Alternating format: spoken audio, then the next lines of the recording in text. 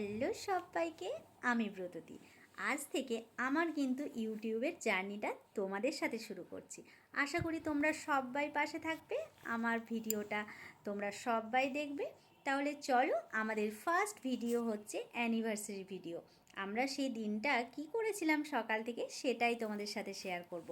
আশা করি তোমরা আমার পাশে থাকবে, অনেক অনেক ভালোবাসা দেবে। তাহলে চলো ভিডিওটা শুরু করি।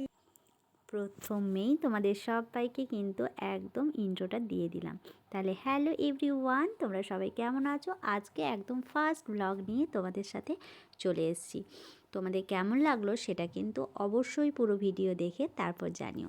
বলেইছি অ্যানিভার্সারির দিন ভিডিওটা।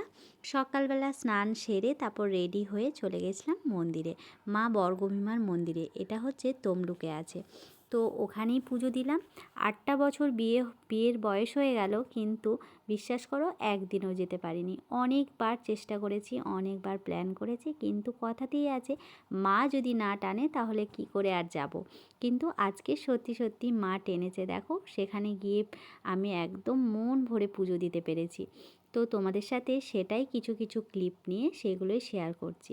আমার ভিডিও কেমন লাগছে আর সেটা কিন্তু জানিও।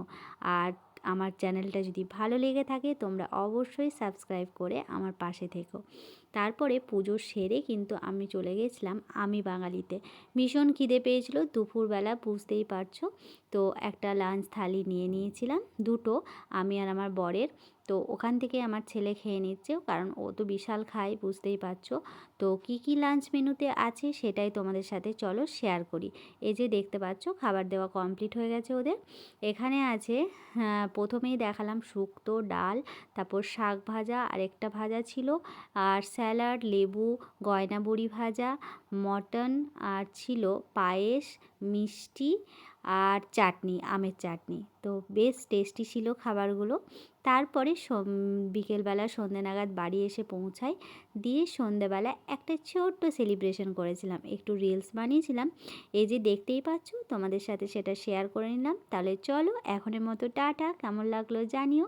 আবার আসছি নেক্সট ভিডিওতে।